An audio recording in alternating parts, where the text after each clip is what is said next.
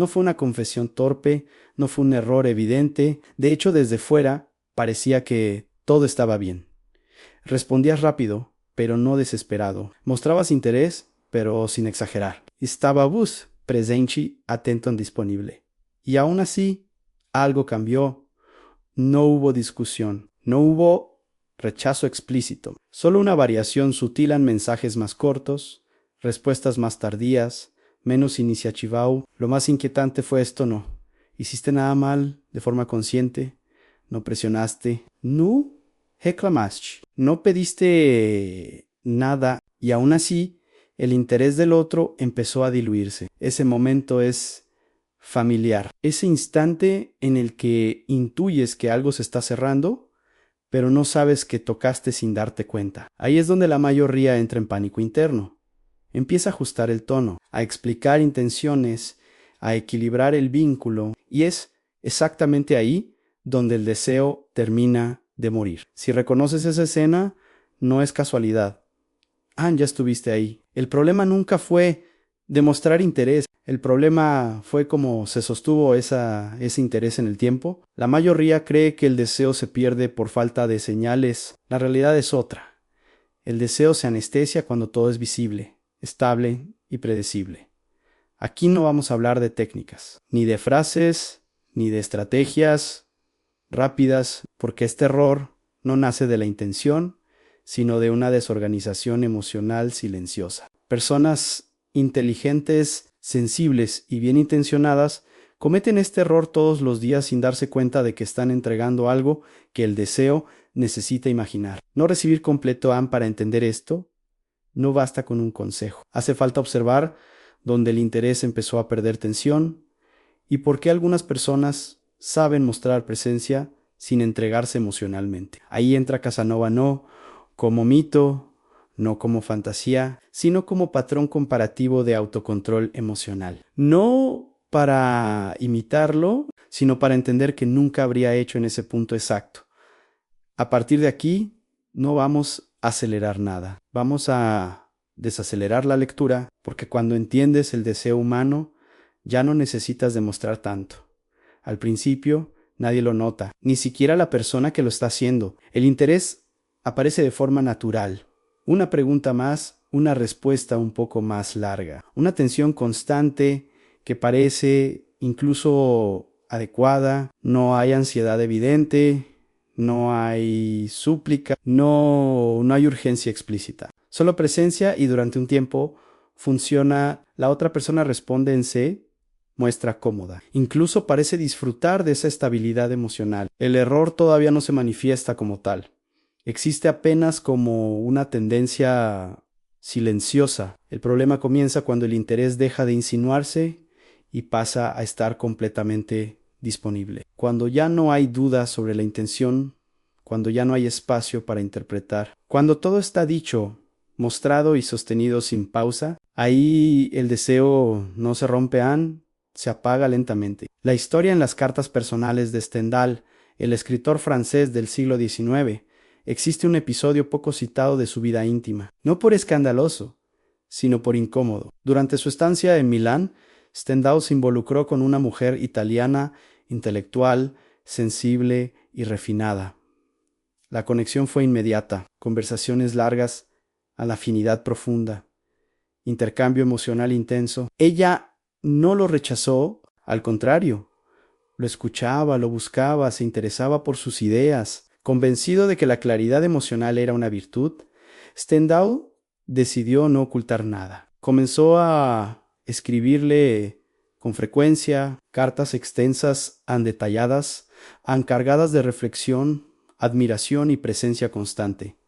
No eran cartas desesperadas. Eran estados, y precisamente ahí comenzó el desgaste. Las respuestas de ella se volvieron más espaciadas. No frías, no hostiles, distantes.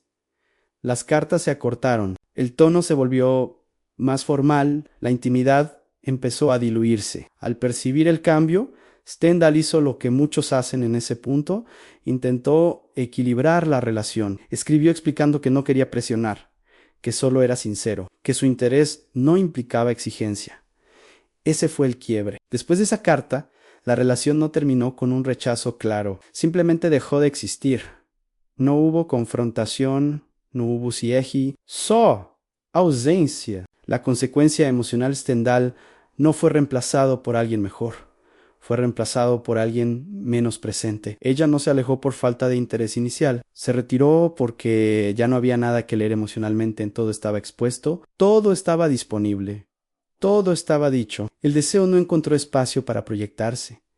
La lectura psicológica, el error no fue amar, ni interesarse, ni expresar afecto. El error fue eliminar la ambigüedad emocional. El deseo humano no se alimenta de certeza constante. Se sostiene en la tensión entre lo que se percibe y lo que aún no se posee del todo. Cuando alguien se entrega emocionalmente de forma continua, sin pausa, sin ritmo, sin repliegue natural, el otro deja de sentir curiosidad, no porque no valore, sino porque ya no necesita interpretar. El interés excesivamente visible tranquiliza, y lo que tranquiliza en exceso, anestesia. El contrapunto Casanova vivió rodeado de cartas, encuentros y confesiones. Pero había algo que jamás hacía. Nunca entregaba su mundo interior completo de una sola vez. Nunca sostenía presencia constante sin interrupción. Nunca explicaba su interés para aliviar tensión interna. Cuando percibía reciprocidad, no aumentaba la exposición, reducía el ritmo. Casanova comprendía algo esencial. El interés se muestra, pero la entrega se administra. Donde Stendhal explicó, Casanova habría callado. Donde Stendhal sostuvo presencia, Casanova habría creado intervalo, no para manipular, sino para permitir que el deseo respirara. El principio emocional, el deseo necesita espacio para imaginar. Cuando todo está disponible, la imaginación se detiene. Presencia constante no es profundidad. A veces es saturación. La aplicación moderna indirecta hoy no son cartas, son mensajes, respuestas inmediatas, disponibilidad permanente, personas que confunden demostrar interés con estar siempre presentes. No se pierde el deseo por falta de cariño. Se pierde cuando ya no hay nada que descubrir. El cambio casi nunca es abrupto. No llega con una frase clara, nu, siau, nun, siau. Primero es una respuesta que tarda más en luego, una pregunta que ya no vuelve. Después, una sensación incómoda. Algo dejó de moverse como antes. La mayoría no entra en pánico visible, entra en ajuste interno, revisa mensajes, piensa el tono. Mide palabras. No para manipular, para no perder. Y ahí aparece el segundo error.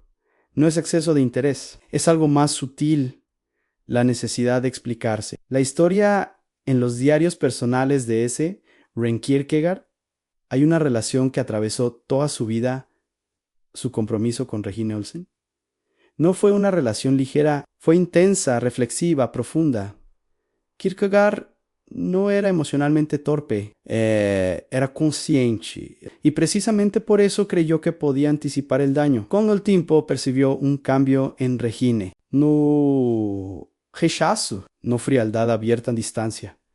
Ella seguía presente, pero ya no con la misma ligereza. Ante esa variación, Kierkegaard no se retiró, tampoco redujo presencia, hizo algo que muchos consideran madurez emocional.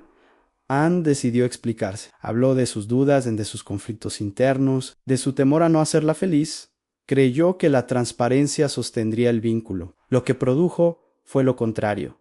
Regine no se sintió más segura. Se sintió arrastrada a un peso emocional que no pidió. Lo que antes era conexión, empezó a sentirse como carga. Poco después, el compromiso se rompió a no por falta de amor, sino por exceso de gravedad emocional. La consecuencia emocional, Kierkegaard no perdió a Regine por insuficiencia, la perdió por desorganizar el equilibrio emocional. Ao explicarse, trasladó su conflicto interno al vínculo. Ella dejó de sentir atracción y empezó a sentir responsabilidad, y el deseo no sobrevive cuando se transforma en obligación emocional. La lectura psicológica, cuando alguien percibe que el interés del otro baja, aparece una tentación poderosa: aclararlo todo, explicar intenciones, justificar comportamientos, asegurar que no hay presión.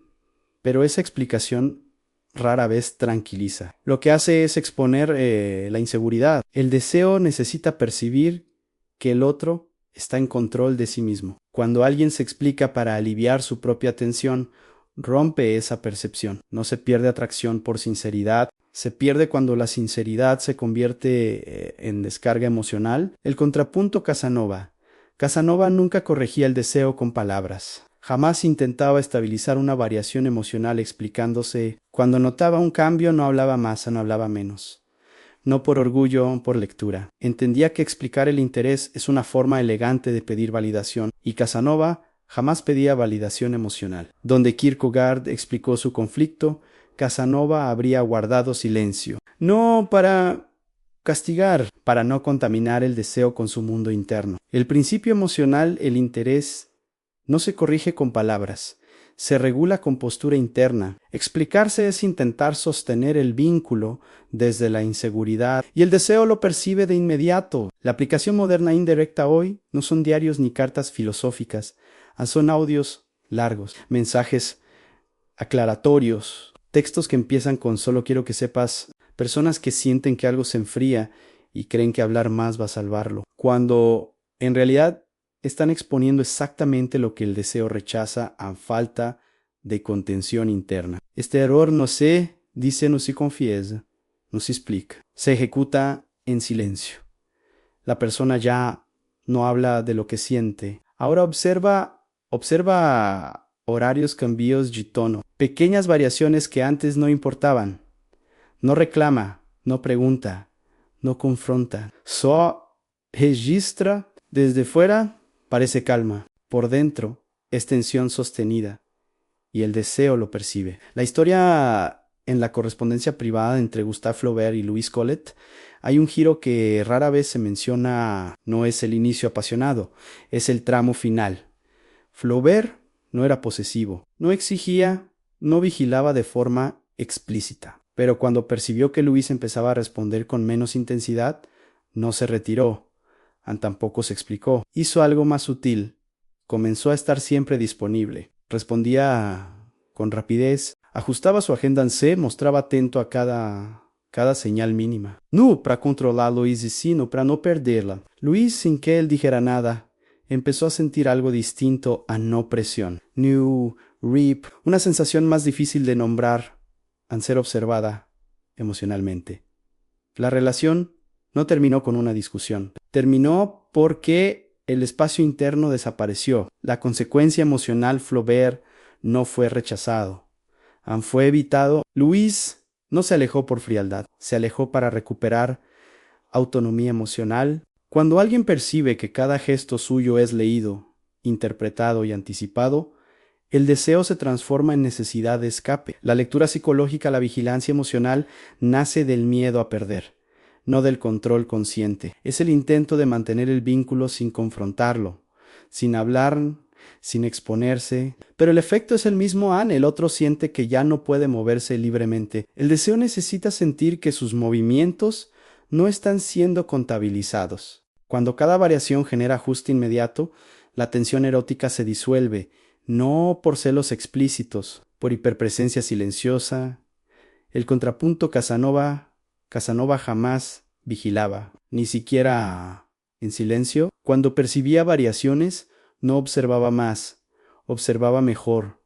No reaccionaba a cada señal, permitía que el otro se moviera sin corrección inmediata. Entendía que el deseo necesita sentir que puede alejarse sin ser seguido emocionalmente. Donde Flaubert se volvió disponible, Casanova se habría vuelto inaccesible internamente, y no como castigo, como contención propia. El principio emocional, el deseo, muere cuando siente que no puede moverse sin ser leído. La vigilancia emocional asfixia sin tocar, presencia sin ansiedad atrae. Presencia con miedo encierra. La aplicación moderna indirecta hoy, la vigilancia no es física, es digital. Han vistos, han horarios, han cambios de patrón. Personas que no escriben pero observan todo, que no preguntan pero ajustan cada gesto en función del otro.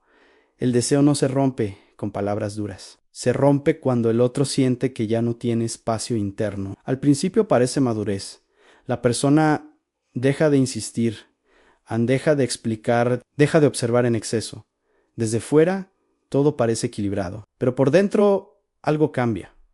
Ya no hay curiosidad genuina, no hay tensión viva, solo una decisión silenciosa en no mover nada para no perder lo poco que queda. Y ese es el cuarto error. No es presión, no es vigilancia, es renuncia emocional disfrazada de calma. La historia en los registros personales de Marcel Proust aparece un tipo de vínculo que no se rompe con conflicto, sino con desgaste interno. Proust era sensible, atento, profundamente introspectivo. Cuando percibía que una relación comenzaba a enfriarse, no reaccionaba con exceso ni con confrontación. Se replegaba, reducía expresión, moderaba interés, aceptaba silenciosamente lo que el otro ofrecía. No por estrategia, por miedo a provocar la pérdida total. Con el tiempo, quienes estaban a su alrededor dejaban de verlo como presencia viva y empezaban a percibirlo como figura estable, previsible, disponible, sin fricción. No hubo rechazo explícito, hubo desvanecimiento. La consecuencia emocional Proust no fue abandonado, fue olvidado emocionalmente. La resignación no generó respeto, generó indiferencia. Cuando alguien se adapta demasiado a la reducción del otro, el vínculo pierde contraste. Y sin contraste, no hay deseo. La lectura psicológica, la contención sana nace del control interno. La resignación nace del miedo a perder. Externamente se parecen, internamente son opuestas. El deseo percibe cuando alguien permanece no por elección, sino por temor. Y eso transforma la dinámica. La resignación comunica algo peligroso. Estoy dispuesto a aceptar menos con tal de no perderte. Esa energía no atrae, debilita el contrapunto Casanova.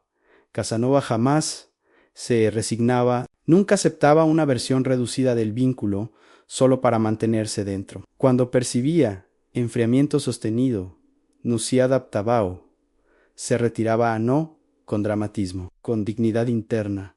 Entendía que el deseo no se negocia hacia abajo, se sostiene o se pierde. Donde Proust permaneció esperando, Casanova habría cambiado de escena no para castigar, para no traicionarse emocionalmente. El principio emocional, la contención verdadera, fortalece. La resignación debilita. El deseo no revive donde alguien acepta menos de lo que siente. La aplicación moderna indirecta hoy. Esto aparece como aceptar respuestas frías, mantener conversaciones sin profundidad, seguir disponible sin reciprocidad real, personas que creen estar siendo maduras cuando en realidad están enseñando al otro que pueden ser reducidas sin consecuencia. El deseo no muere con conflicto, muere cuando ya no hay riesgo emocional. Después de la resignación aparece una idea peligrosa, no surge como impulso, surge como decisión racional. Tal vez fui demasiado accesible. Tal vez ahora debo mostrar menos. Tal vez el silencio recupere lo que perdí. No hay rabia. No hay deseo de castigar, no hay cálculo. Y ese es el quinto error. No es frialdad auténtica. Es frialdad reactiva. La historia en la vida íntima de Franz Kafka se repite un patrón cuando el vínculo ya muestra desgaste. Kafka era consciente, introspectivo, atento a cada matiz. Cuando percibía que la otra persona comenzaba a distanciarse, no reaccionaba con exceso ni se entregaba por completo. Cambiaba el tono, reducía mensajes, se volvía más seco, más distante, no porque hubiera perdido interés, sino porque creía que así recuperaría equilibrio. Lo que ocurrió fue distinto. La frialdad no creó tensión, creó desconcierto. La otra persona no sintió misterio, sintió desconexión. Kafka no recuperó el deseo. Confirmó la distancia. La consecuencia emocional, la frialdad mal calculada no devolvió interés. Aceleró el final. Cuando alguien se enfría después de haber estado disponible, sin una base emocional sólida previa, el otro no interpreta ambigüedad, interpreta Hechiradao. Y la retirada sin magnetismo previo no genera persecución, genera aceptación la lectura psicológica. El silencio no es neutro. La distancia no funciona en cualquier contexto. La frialdad solo crea tensión cuando existe memoria emocional fuerte. Cuando el vínculo ya estaba debilitado, el silencio no reaviva vacía.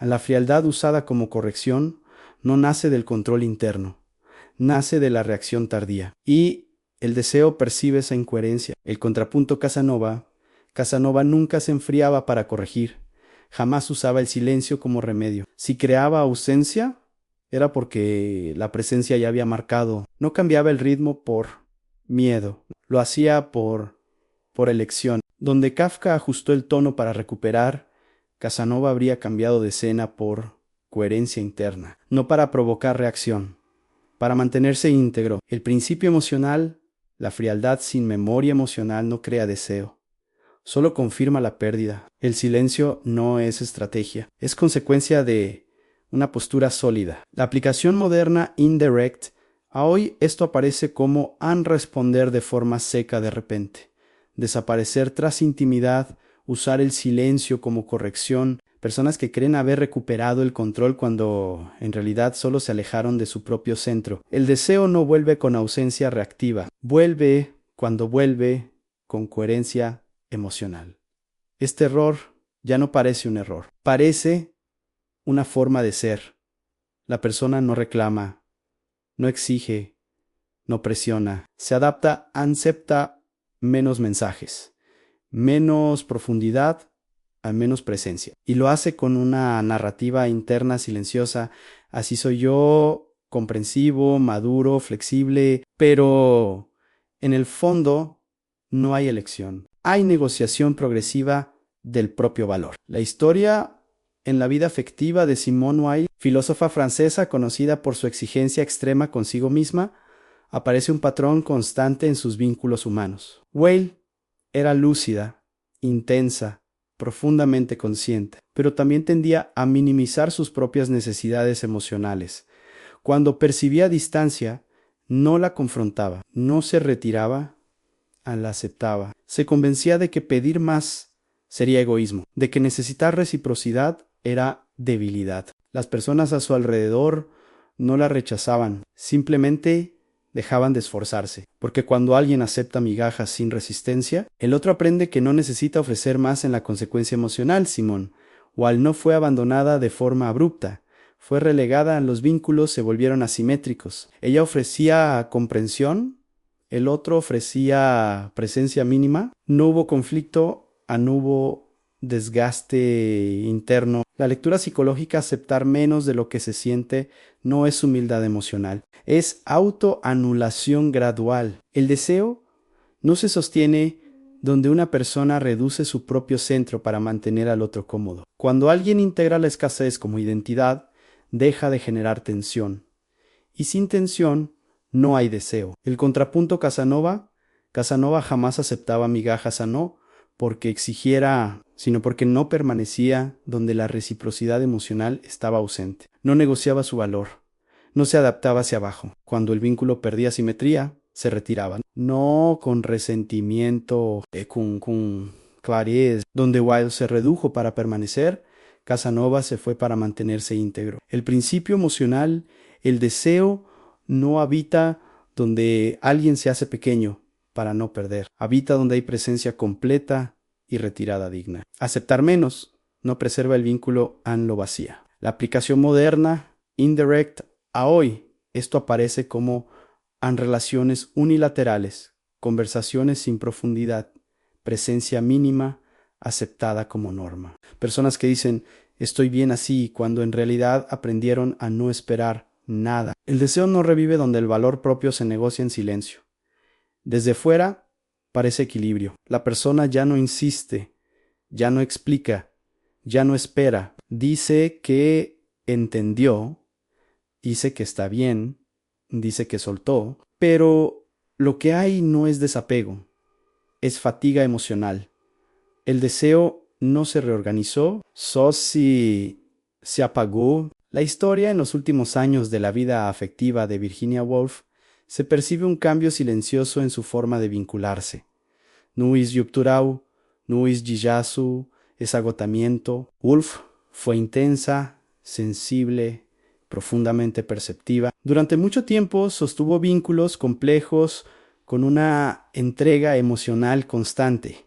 Con el paso del tiempo, dejó de confrontar de Joji Pejir, dejó de esperar. No porque hubiera alcanzado desapego, sino porque ya no tenía energía para seguir ajustándose. Las personas a su alrededor interpretaron su calma como madurez, pero lo que había era distancia interna, y el deseo no se reaviva donde ya no hay vitalidad emocional. La consecuencia emocional, Virginia Woolf, no fue rechazada, fue neutralizada emocionalmente. El vínculo siguió existiendo en la superficie, pero sin tensión, sin magnetismo, sin riesgo. Cuando alguien permanece solo por inercia, el deseo deja de participar. La lectura psicológica, el desapego auténtico nace de la elección. El cansancio nace del desgaste. ¿Externamente se parecen e internamente? No. Cuando una persona deja de invertir no por claridad sino por agotamiento, no recupera centro, solo se apaga, y ese apagamiento no atrae anestesia. El contrapunto Casanova. Casanova jamás confundía cansancio con desapego. Cuando se retiraba, no era porque ya no podía más, era porque elegía. No permanecía en vínculos que exigían desgaste constante, no normalizaba la fatiga emocional. Donde Woolf se quedó sin energía, Casanova habría salido antes. No para huir, para preservarse. El principio emocional, el deseo no vive donde la relación se sostiene por agotamiento, vive donde hay elección consciente y energía disponible. El desapego auténtico libera. El cansancio solo anestesia. La aplicación moderna indirecta hoy. Esto aparece como relaciones mantenidas por costumbre, conversaciones sin expectativa, presencia sin entusiasmo. Personas que creen haber superado algo cuando en realidad solo se quedaron sin fuerzas. El deseo no vuelve donde la energía ya se fue. En este punto, algo cambia en el relato interno. La persona ya no dice me importa, tampoco dice me duele. Dice me da igual y no hay drama, no hay tensión, no hay expectativa. Y eso parece fuerza, pero no lo es. Es desconexión aprendida. La historia en los últimos vínculos documentados de Albert Camus aparece una distancia emocional que muchos interpretaron como frialdad consciente, pero no nació del control, nació del desgaste acumulado. Camus fue intenso, contradictorio, profundamente humano. Durante años sostuvo relaciones donde el conflicto emocional era constante. Con el tiempo dejó de discutir. De Georges P.G. dejó de implicarse, no porque hubiera trascendido el deseo, sino porque aprendió que implicarse tenía costo. Las personas a su alrededor no sintieron misterio, sintieron ausencia real, y donde hay ausencia interna no hay magnetismo. La consecuencia emocional, Camus no se volvió más atractivo por su indiferencia, se volvió inaccesible emocionalmente. La indiferencia no generó persecución, generó distancia definitiva, porque cuando alguien deja de importar de verdad, el vínculo deja de existir incluso antes de terminar. La lectura psicológica, la indiferencia auténtica nace de la plenitud. La indiferencia aprendida nace de la protección. Externamente se parecen, internamente son opuestas. Cuando alguien se vuelve indiferente para no sentir, no está en control, está ausente. Y el deseo no busca ausencia, busca presencia contenida. El contrapunto Casanova. Casanova jamás se volvía indiferente, ni siquiera al retirarse. Podía desaparecer del vínculo, pero no de sí mismo. No cerraba emociones, cerraba escenas. Donde Camus se desconectó para protegerse, Casanova habría mantenido vitalidad interna y simplemente habría cambiado de dirección. El principio emocional, la indiferencia no es magnetismo, es vacío. El poder emocional no apaga, organiza la aplicación moderna indirect. Hoy esto aparece como respuestas neutras, falta de reacción genuina, frases como ya no me importa, personas que creen haber ganado distancia, cuando en realidad perdieron conexión consigo mismas. El deseo no regresa a quien se apaga, regresa si regres, a menos a quien sigue presente por dentro. Hay un momento silencioso en el que algo se ordena, no porque el otro vuelva, no porque la historia se repare, sino porque la persona deja de moverse en función del deseo ajeno.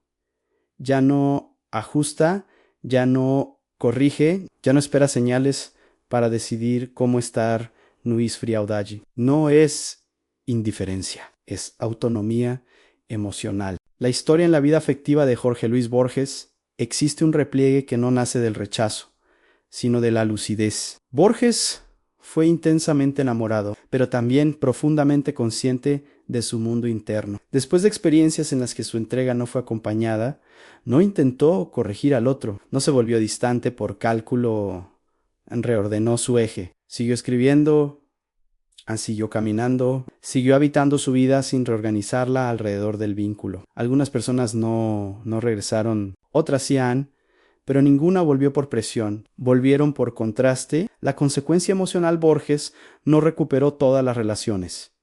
Y eso es central.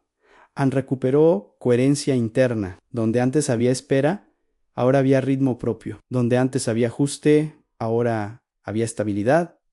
Eso no garantiza retorno, genera respeto. La lectura psicológica, el control auténtico, no se ejerce sobre el otro, se ejerce sobre el propio impulso. Cuando alguien deja de reaccionar al silencio, al enfriamiento, a la variación ajena a recupera o centru, y el deseo percibe eso, no como promesa, como presencia sólida. El contrapunto Casanova, aquí Casanova deja de ser contraste y se vuelve referencia. Casanova no controlaba vínculos, controlaba su estado interno, no se explicaba, no se resignaba, no se enfriaba por reacción, se mantenía íntegro independientemente del resultado. Por eso, cuando creaba ausencia, no parecía técnica. Parecía identidad. El principio emocional, el deseo no responde a tácticas, responde a coherencia. Quien no corre, no persigue. Quien no persigue, no se pierde. La aplicación moderna indirecta hoy, esto aparece como dejar de revisar el teléfono, no ajustar horarios por respuesta, seguir con la propia vida sin teatralidad. Personas que no se esconden pero tampoco se entregan sin eje. No buscan provocar, no buscan evitar. Simplemente están en este punto, el silencio ya no se decide, ocurre, no como castigo, no como cálculo, no como espera tensa, simplemente no hay nada que decir. No porque falte interés, sino porque el interés ya no necesita traducirse en acción constante. Y eso se percibe distinto. La historia en la vida afectiva de Hannah Arendt, hay una relación particular con el silencio que rara vez se interpreta correctamente. Arendt no era distante, era intensamente presente, pero cuando algo dejaba de fluir, no intentaba sostenerlo con palabras. No llenaba espacios, no corregía ritmos, no aclaraba emociones para tranquilizar al otro. Su silencio no era retirada emocional, era coherencia interna. Las personas a su alrededor no sentían abandono, sentían límite, y ese límite no cerraba, ordenaba a la consecuencia emocional. Arendt no perdía vínculos por callar. Perdía vínculos que solo existían mientras ella los sostenía. Los que permanecían lo hacían desde elección, no desde inercia. Y eso transformaba la dinámica. La lectura psicológica, el silencio auténtico, no busca efecto. Es el resultado de no necesitar demostrar. Cuando alguien está centrado, no siente urgencia de llenar vacíos. Y el deseo percibe eso como estabilidad emocional, no como frialdad. El problema nunca fue el silencio, fue usarlo sin centro. El contrapunto Casanova sabía callar sin desaparecer. Su silencio no era ausencia total, era presencia no invasiva, no se escondía, no cortaba contacto de forma teatral, simplemente dejaba espacio. Y ese espacio no generaba ansiedad, porque su presencia previa había sido íntegra. Donde otros callan para provocar, Casanova callaba porque no había nada que probar. El principio emocional, el silencio, solo es poderoso cuando no intenta hacerlo. Cuando nace del eje interno, no genera vacío, genera campo. La aplicación moderna indirect, a hoy, esto aparece como a no responder de inmediato,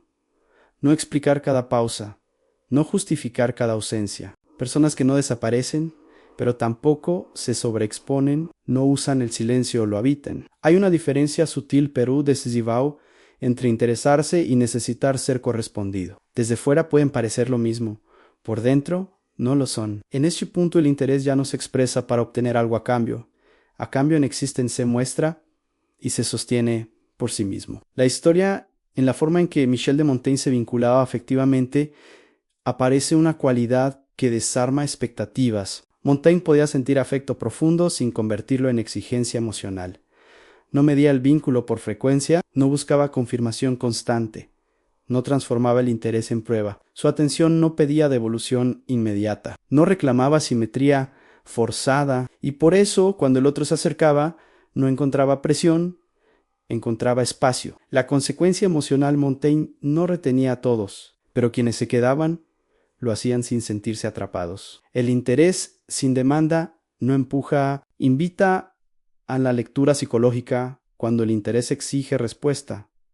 Deja de ser interés, se convierte en evaluación constante, en termómetro emocional. El deseo no responde bien a ser examinado. Necesita libertad para moverse sin sentir que cada gesto será interpretado como compromiso. Cuando alguien muestra interés sin pedir confirmación, el otro puede acercarse sin sentir deuda emocional. El contrapunto Casanova jamás pedía reciprocidad, no porque no deseara, sino porque no necesitaba que el deseo del otro definiera su estado interno. Podía interesarse profundamente sin exigir ritmo, sin reclamar señales, sin buscar garantías, y por eso su interés no pesaba. Donde otros presionan con expectativa, Casanova ofrecía presencia sin carga. El principio emocional, el interés que pide respuesta ahuyenta, el interés que se sostiene solo atrae.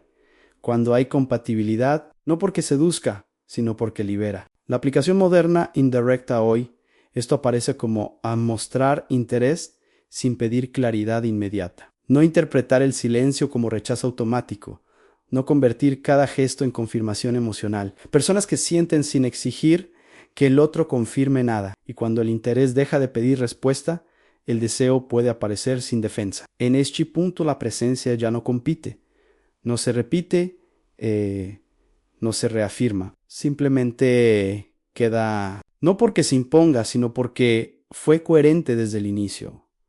La persona no intenta ser recordada, no busca mantenerse activa en la mente del otro, y sin embargo, es ahí cuando empieza a permanecer. La historia en la forma en que Italo Calvino se vinculaba en su vida íntima, hay una cualidad constante en ligereza, con profundidad.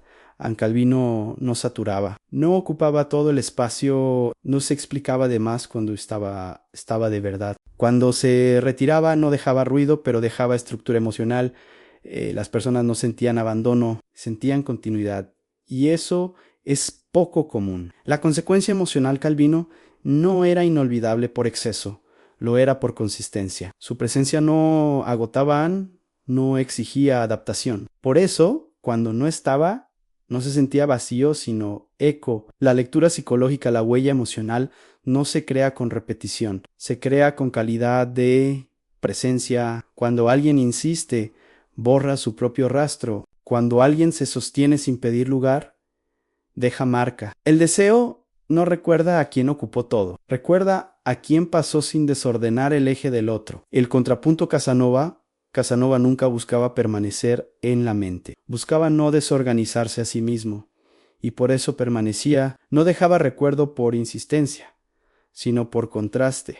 Donde otros se quedaban demasiado, Casanova salía a tiempo, no para desaparecer, sino para que su presencia tuviera contorno. El principio emocional, la presencia que no insiste, no se diluye, se fija en el deseo, recuerda lo que no fue forzado. La aplicación moderna indirecta hoy esto aparece como a no enviar mensajes de seguimiento, no reforzar interés ya expresado, no reaparecer solo para ser notado. Personas que confían en la huella que dejaron, no en la repetición del gesto. En este punto, algo se cierra por dentro, no como renuncia, como límite natural. La persona ya no se pregunta si debería escribir, si debería insistir, si debería reaparecer, no porque aprendió una regla, sino porque no se traiciona para ser elegida. Y eso cambia la energía del vínculo. La historia en la vida afectiva de Clarice Lispector aparece con el tiempo una claridad silenciosa, no al inicio, al final de sus relaciones más intensas. Clarice no dejó de sentir, dejó de perseguir. Cuando algo no encontraba reciprocidad viva, no luchaba contra eso. No intentaba sostenerlo desde el esfuerzo, se retiraba por coherencia interna, no por orgullo. Las personas no sentían castigo, sentían límite. Y el límite, cuando es silencioso, reorganiza el deseo, incluso cuando no lo recupera. La consecuencia emocional, Clarice no ganó todas las presencias. Ganó algo más estable e integridad emocional. Quien volvía no lo hacía porque fue perseguido, sino porque encontró una presencia que no se había degradado. La lectura psicológica perseguir es intentar convencer, no perseguir, es reconocer cuando el otro no está disponible, reconocer cuando insistir sería perder dignidad interna. El deseo no se alimenta de sacrificio silencioso, se alimenta de respeto propio visible. Cuando alguien no persigue, no abandona. Se preserva en el contrapunto Casanova. Casanova jamás perseguía, no porque fuera indiferente, sino porque no necesitaba forzar elección. Sabía algo esencial. El deseo verdadero no necesita ser empujado. Cuando no era correspondido, no insistía. Cambiaba de dirección, no con frialdad, con naturalidad. El principio emocional, no perseguir no es juego, is coherency. Quien se persigue, se reduce. Quien se preserva, se sostiene. La aplicación moderna indirecta hoy. Esto aparece como no enviar mensajes solo para saber cómo estás, no reaparecer para reactivar lo que ya se apagó, no insistir donde no hay reciprocidad viva. Personas que no se endurecen, pero tampoco se diluyen. Legados aquí, ya no hace falta añadir nada, nace. Percibe, demostrar interés dejó de ser un gesto puntual. Se volvió postura interna. No es frialdade, no es distancia aprendida. No es cálculo para provocar, es coherencia. La persona sabe cuándo acercarse y sabe cuándo no insistir, no porque tema perder, sino porque no se pierde a sí misma. La síntesis emocional de mostrar interés sin entregarte no significa ocultar lo que sientes. Significa no desplazar tu centro para sostener un vínculo. Estar presente sin ocupar todo el espacio. Retirarte sin resentimiento, guardar silencio, sin desaparecer. En el deseo no se fuerza. Si permite, el último contrapunto Casanova no fue inolvidable por la cantidad de vínculos que tuvo, sino por la calidad de su presencia. Nunca necesitó correr, nunca necesitó convencer, nunca necesitó permanecer donde el deseo ya no respiraba. Por eso, cuando estaba, se sentía entero, y cuando se iba, no dejaba ruinas internas. No se traicionaba para ser elegido. Y eso, más que cualquier gesto, es lo que deja huella. El principio final, el interés que nace del eje no pesa, no exige, no empuja. El interés que nace del miedo se entrega de más o se retira mal. Entre esos dos extremos existe una forma de estar que no se aprende en frases AC. Construye la identidad que queda después de este recorrido. No queda una técnica para aplicar. Queda una pregunta silenciosa que organiza todo. ¿Estoy actuando para sostener el deseo del otro o para mantener coherencia conmigo mismo? Cuando esa pregunta se responde sola, el resto se ajusta. El deseo puede volver o no, pero quien no se entrega, no se rompe. Si ella ha visto su continuidad invisible, hay algo todavía más sutil que esto, algo que casi nadie percibe. No es como mostrar interés, es cuando dejar de estar disponible incluso para quien te desea. Eso cambia por completo la dinámica, pero eso es otra conversación.